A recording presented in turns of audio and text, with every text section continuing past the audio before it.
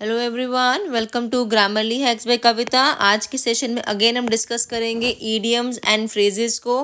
जितने भी मैं करवाऊंगी आपको ईडियम एंड फ्रेजेस काफ़ी इंपॉर्टेंट है। एग्ज़ाम से पहले ज़रूर देखना, फिर चाहे आपका ये कोई एग्ज़ाम जेके एसएसबी का एग्ज़ाम रहता हो, या आप किसी एसएससी एग्ज़ाम की प्रिपरेशन कर रहे हो, या फिर आप किसी टीचिंग लेवल एग्ज़ाम की तैयारी कर रहे हो, आपको ये ईडियम्स एंड फ्रेजेस वहाँ पे काफ़ी हेल्प करने वाले हैं। नाउ हमारा जो पहला क्वेश्चन है वो लिखा हुआ है, his argument does not hold water. देखो ये होल्ड वाटर को क्या किया हुआ है, आपको आप कह लो रेड में लिखा हुआ है, ठीक है ना। एग्जाम में क्या किया होता है, इसको नीचे से अंडरलाइन किया होता है और आपको एक सेंटेंस की फॉर्म में ईडियम और फ्रेजेस को पूछा जाता है। कभी कभार सिंपल लिख दिया होगा, जैसे कि अ क्राई इन वेन, और आपको ऑप्शन दिए होंगे नीचे 4। कहा होगा कि इस ईडियम के हिसाब से आपको इसका परफेक्ट मीनिंग देना है, ठीक है ना। ये सिंपल हो गया। कभी कभार एक सेंटेंस की फॉर्म में आ जाता है, ठीक है ना, जैसे कि ये है आपके सामने क्वेश्चन, ये सेंटेंस की फॉर्म में क्वेश्चन सारे के सारे हैं, ठीक है। तो आपको क्या करना है, आपको ऑप्शन को देख के अपने आंसर को बना लेना है, ठीक है। अब बोला है यहाँ पे कि अगेन रिपीट करती हूँ, बोला हुआ है यहाँ पे आपको कि his argument does not hold water. देखो होल्ड बोला कि उसकी जो आर्ग्यूमेंट है वो होल्ड नहीं कर पा रही पानी को। आप इसका अगर सिंपल मीनिंग निकालोगे कि ऐसे भी आप पानी को क्या होल्ड कर सकते हो, नहीं ना। मतलब आपकी वो चीज़, वो जो है वो चीज़ आपको कहीं ना कहीं इन्फ्लुएंस नहीं कर पा रही है वो चीज़, है ना। इसका यही मतलब निकल के डज नॉट लिखा है ना, मतलब वो होल्ड नहीं कर पा रही है। मतलब आप जितना भी किसी को समझाने जा रहे हो वो चीज़ उसको इन्फ्लुएंस नहीं कर पा रही है आपकी बात में, ठीक है ना। तो टू इन्फ्लुएंस जो होगा यहाँ पे सही आंसर हो जाएगा। लिखा है टू हैव इफेक्ट। इफेक्ट कब तब होगा ना जब उसकी बातें असर कर पा रही होंगी, दैट होल्ड वाटर होगा जब। बट लिखा डज नॉट होल्ड, तो मतलब वो इन्फ्लुएंस नहीं कर पा रही, ठीक है। और नेक्स्ट लिखा है साउंड लॉजिकल फैक्ट, तो ये तो ऐसे भी गलत है। और लिखा है to check the flow of water, की पानी को चेक करने के लिए, ये तो ऐसे भी बेतुका आंसर है। और हर एक क्वेश्चन में ऐसा आपको ऑप्शन मिलता है जिसका कोई काम नहीं होता, जैसे कि इस डी ऑप्शन का यहाँ पे कोई काम नहीं है, ठीक है। नाउ नेक्स्ट क्वेश्चन है आपका, through the reporters effort comma many unknown facts have come to light. कहा है कि रिपोर्टर के इफेक्ट्स के द्वारा क्या हुआ, बहुत सारे अननोन फैक्ट जो है हमारी नज़र के सामने आए। कम टू लाइट मतलब वो रिवील हुई चीज़ें, बहुत सारी चीज़ें हमें ऐसी पता चली जो हमें पता थी ही नहीं। तो इग्नाइटेड का मतलब क्या होता है, इग्नाइट मतलब किसी चीज़ को बर्न अप करना, जलाना, या आप इसको स्टडीज़ की सेंस में भी ले सकते हो ना कि किसी का माइंड काफ़ी इग्नाइट है, काफ़ी तेज़ है।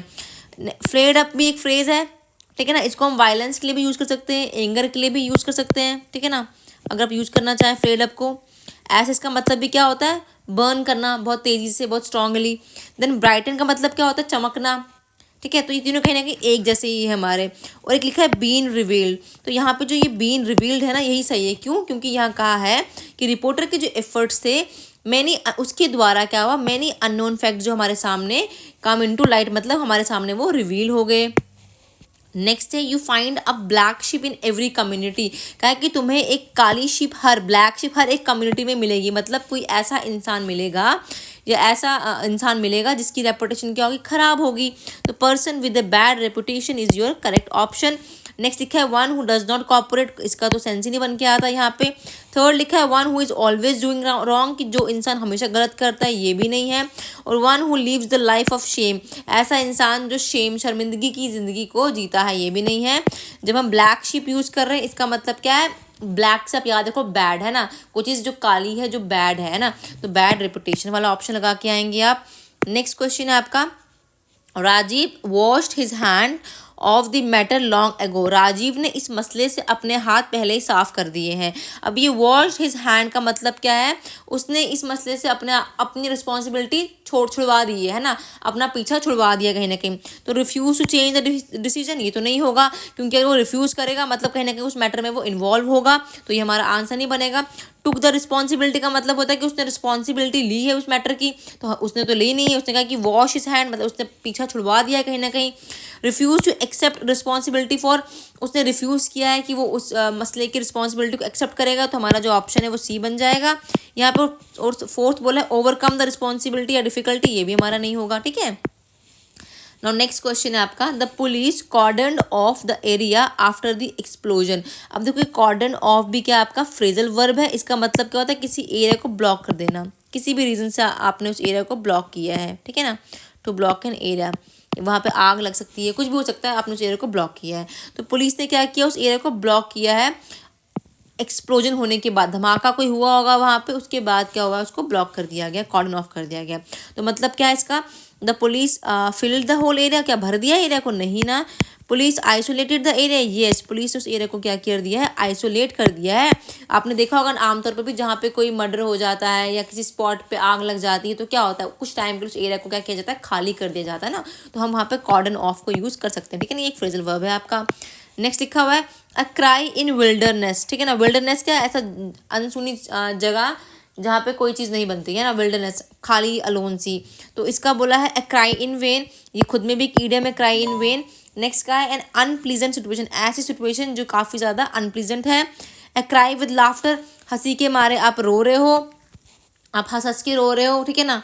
अ क्राई इन डिसग्रेस, शर्मिंदगी से रो रहे हो। तो यहाँ पे जो सही ऑप्शन होगा वो क्या होगा, एन अनप्लीजेंट सिचुएशन, किसी ऐसी सिचुएशन में फंसे हो आप जिसको आप कहते हो क्या, a cry in wilderness. Next है if people do not mend their ways they are sure to go to the dogs, अगर तो लोग अपनी बातों पे, अपने रास्ते पे अमल नहीं करेंगे तो क्या होगा, they are sure to go to the dogs, तो वो कुत्तों की तरफ को जाएंगे, है ना। अब देखो to go to the dogs यहाँ पर एक मुहावरा यूज़ किया गया, इसका मतलब क्या होता है, तबाही की ओर जाना, ठीक है ना। टू फाइट तो नहीं होगा, फाइट तब होता हम जब इसको कहते हम इसको कहते इसके लिए कुछ और, जैसे हमारा मुहावरा है ना, कॉक एंड बुल स्टोरी, ठीक है ना। इसका मतलब होता है मनगढ़ंत कहानियाँ। हाँ, कैट एंड डॉग फाइट, जब लिखा होता है ना वो कैट एंड डॉग फाइट, तो इसका मतलब क्या होता है, टू फाइट करना, कुत्ते बिल्ली की ज़िंदगी, मतलब लड़ाई वाली ज़िंदगी। तो हम कह सकते हैं टू फाइट। लेकिन यहाँ टू गो टू डॉग्स मतलब क्या है, यहाँ पर इसका सिंपल मतलब है टू बी र्यून्ड, मतलब आप अगर अपने किसी भी बात को अमल नहीं करेंगे तो उसके रिजल्ट ऐसे भी क्या होंगे कि आप खुद के लिए तबाही की ओर जा रहे हैं। तो टू बी र्यून्ड जो होगा आपका वो आंसर बन जाएगा। टू बी यूनाइटेड का मतलब क्या होता है कि आप जुड़ रहे हैं, तो नहीं होगा। टू बी रफ मतलब आप रफ हो रहे हैं, सख्त हो रहे हैं, तो ये भी नहीं होगा, ठीक है। नेक्स्ट क्वेश्चन है the departmental store is open around the clock, क्या कि जो डिपार्टमेंटल स्टोर है ये अराउंड ओपन होता है अराउंड द क्लॉक। देखो अराउंड द क्लॉक सिंपल मतलब है डे एंड नाइट में खुला होता है। अब यहाँ बच्चे सोचेंगे अर्ली मॉर्निंग, सुबह सुबह, तो ये तो नहीं होगा। एट डिफरेंट टाइमिंग, अलग अलग टाइमिंग पे, ये भी नहीं होगा। थ्रू आउट द आफ्टरनून, शाम भर को खुला रहेगा, तो ये भी नहीं होगा। तो जो सही होगा वो क्या होगा, day and night. Around the clock means दिन और रात को, टू अराउंड द क्लॉक वो चीज़ क्या है, डिपार्टमेंटल स्टोर क्या होता है, हमेशा खुला रहता है। नेक्स्ट क्वेश्चन है the boy was in Dutch with his friend, लड़का कहाँ पर, डच विद हिज फ्रेंड। अब ये देखो इन डच एक फ्रेज यूज किया गया है, और इन डच का मतलब क्या होता है, इन ट्रबल, ठीक है ना, याद रखना, in Dutch is you're in trouble. तो यहाँ पर क्या है, इन ट्रबल जो होगा आपका राइट ऑप्शन हो जाएगा। The boy was in trouble with his friend, जो अपने दोस्तों के साथ ट्रबल में, मुसीबत में फंस गया है। इन लव नहीं होगा, इन ऑ भी नहीं होगा, इन गुड टर्म्स भी नहीं होगा, ठीक है। नेक्स्ट है आपका 10th question the students were all years comma when the speaker started talking about the changes in the exam. Students वो सब सुन रहे थे, है ना। अब सुन रहे थे किस सेंस में है कि जब स्पीकर जो करता है वो क्या बोल रहा था, that start talking about the changes, की वो जब बात करे थे कि एग्जाम में क्या क्या चेंजेस होंगे। तो स्टूडेंट उस टाइम पे क्या थे, ऑल ईयर्स, ऑल ईयर्स मतलब कान खोल के सुनना, मतलब आप क्या उस टाइम पे काफ़ी अटेंटिव हो। तो देख लो अगर अटेंटिव वाला कोई ऐसा ऑप्शन मिल जाएगा रिजेंबल में, तो पहला ही वाला क्या है, अटेंटिव जो है आपका ऑप्शन बन जाएगा, ठीक है ना। 11th क्वेश्चन है आपका he is cool about working at night, वो काफ़ी कूल रहता है रात में काम करने को। He is cool about working at, देखो अब इसका मतलब ये नहीं कि उसको मज़ा आ रहा है रात को काम करने को, उसको पता है यार काम करना ही रात को है ना। तो ग्रजंगली वर्किंग की ग्रजेस है तभी जाके रात को वर्क कर रहा है, तो ऐसा तो नहीं होगा। एक्साइट भी कोई रात को काम करने का तो नहीं होता होगा ना, ऑब्वियसली उसकी रिस्पॉन्सिबिलिटी होगी तब जाके वो काम करेगा। तो कूल अबाउट वर्किंग का मतलब होता है that he is ready to work, उसको पता है काम करना ही करना है, तो वो रेडी है उस काम को करने के लिए। तो डी जो होगा आपका वो आपका राइट ऑप्शन बन जाएगा। नेक्स्ट है our school is within a stone's throw of the railway station, हमारा स्कूल क्या है, रेलवे स्टेशन के बिल्कुल कहीं नज़दीक में ही बात चल रही है ना। Within a stone throw मतलब एक पत्थर फेंकेंगे, मान लो एक पत्थर फेंका, उतनी दूरी पे हमारा क्या है, रेलवे स्टेशन से हमारा स्कूल है। तो बोला वेरी फार ऑफ, मतलब ये तो दूर का बात होगी बहुत ज़्यादा, बट यहाँ का है कि पत्थर फेंकने की दूरी पर, मतलब पास में कहीं ना कहीं, है ना। तो ये तो नहीं होगा। विद अ सर्टेन रेडियस, उसी कहीं रेडियस के आसपास है, ये भी नहीं होगा। एट अ शॉर्ट डिस्टेंस, हाँ हमारा एट ए शॉर्ट डिस्टेंस जो होगा यहाँ पे राइट ऑप्शन हो जाएगा कि हमारा जो स्कूल है वो काफ़ी कम समय पे ही जो है रेलवे स्टेशन से दूरी पर बना है। नेक्स्ट है the mother was right in giving a piece of her mind to the daughter. Mother हमेशा सही होती जब वो अपने माइंड का कुछ अपनी बेटी को देना चाहती है, अपने माइंड का ज्ञान अपनी बेटी को देना चाहती है। इसका मतलब क्या होगा? स्पीकिंग शार्पली, स्पीकिंग सैडली तो नहीं होगा, स्पीकिंग काइंडली भी नहीं होगा, स्पीकिंग चेयरफुली भी नहीं होगा, स्पीकिंग शार्पली क्यों होगा? क्योंकि जब भी मदर की बात की गई बेटी के साथ तो डेफिनेटली वो उसको एक गुड एडवाइस देगी ना बेटी को कि वो लाइफ में अच्छा करे, तो उससे बहुत शार्पली उसको समझाने की उसको सोचेगी, ठीक है ना। तो स्पीकिंग शार्पली ताकि उसकी समझ में भी वो चीज़ आ जाए। तो यहाँ पर जो होगा आपका ए पार्ट हो जाएगा, ठीक है।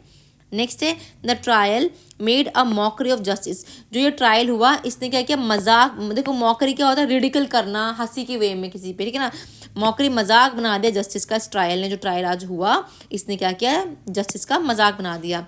आपको बोला 4 ऑप्शन में से कौन सा सही है। It was a mock trial, mock trial तो नहीं होगा। There was no serious outcome, उससे कोई सीरियस आउटकम निकल के नहीं आया। People mocked at the judgment, लोगों ने उस जजमेंट पे हंसी की, ये भी नहीं होगा। Made the system look ridiculous, yes, कि इसने सिस्टम को क्या दिखाया? हंसी का एक पात्र दिखाया, रिडिकल दिखाया कि सिस्टम किस तरह से खुद के ही ऊपर मजाक बना रहा है, ठीक है। तो यहाँ पे जो डी पार्ट होगा वो आपका सही लग जाएगा।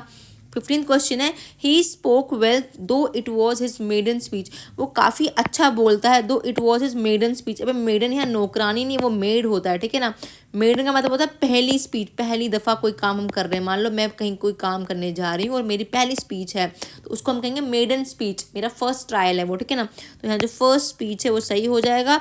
लॉन्ग स्पीच का मतलब लंबी स्पीच, ब्रीफ का मतलब बहुत शॉर्ट स्पीच, इमोशनल मतलब काफ़ी इमोशंस में बहकर किसी को स्पीच दी हो, ठीक है ना।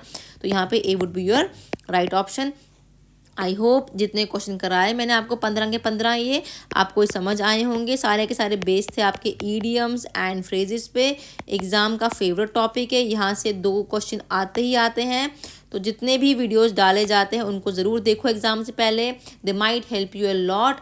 अगर कंटेंट अच्छा लगे तो लाइक करें, सब्सक्राइब करें, शेयर करना ना भूलें। Thank you.